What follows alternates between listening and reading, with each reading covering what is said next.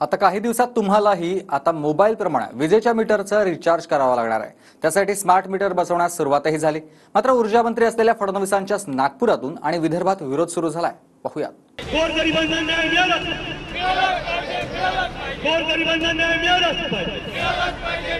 विजेच्या स्मार्ट मीटरच्या विरोधात अशी आंदोलनं विदर्भात सुरू झाली।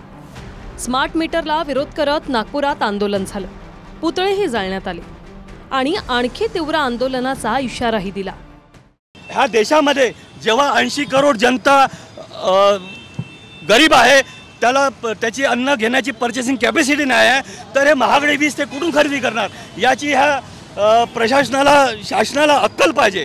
जे उद्योगपती आहे त्यांना फायदा पोहोचवण्यासाठी अडाणी अंबानी यांना फायदा पोहोचवण्यासाठी हे त्यांचं कारस्थान आहे। आता हे स्मार्ट मीटर म्हणजे काय तेही समजून घेऊया। विजेचं स्मार्ट मीटर हे मोबाईलच्या रिचार्ज सारखं आहे।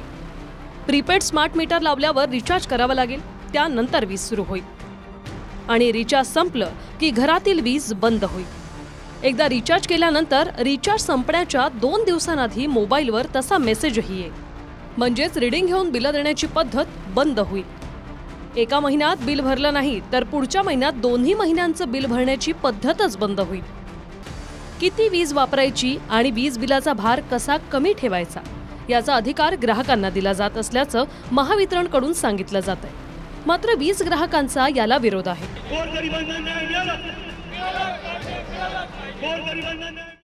जे प्रीपेड मीटर आणणार आहे त्याचा आम्हाला विरोध आहे, त्यामुळे आम्ही इथे पुतळा जाळत आहोत आणि निषेध करत आहोत।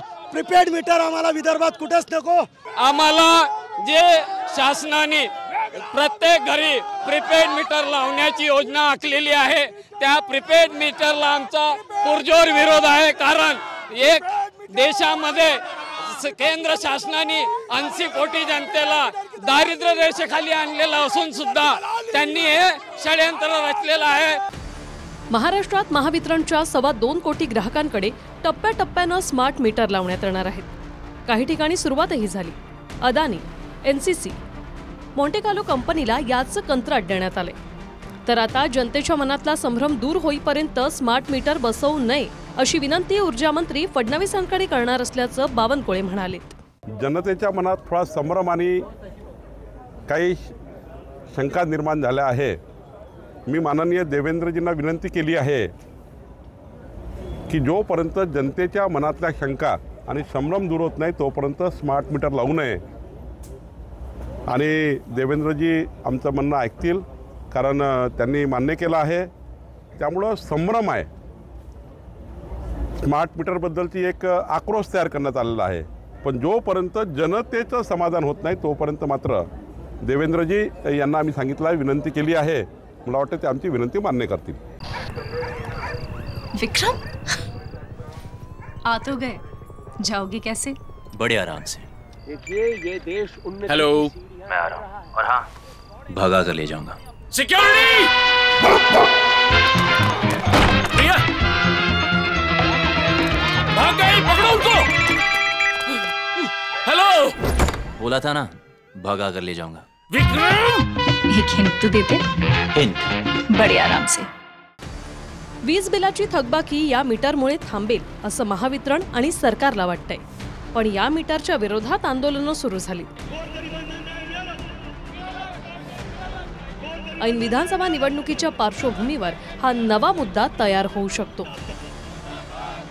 नागपूरहून गजानन उमाटेसह bureau report, TV9 Marathi. Vikram, आ तो गए, जाओगे कैसे? बड़े आराम से। ये देश हेलो, मैं आ रहा हूँ और हाँ, भगा कर ले जाऊंगा। सिक्योरिटी! भैया, भाग गई, पकड़ो उनको। हेलो, बोला था ना, भगा कर ले जाऊंगा। विक्रम! एक हिंट तो देते। हिंट? बड़े आराम से।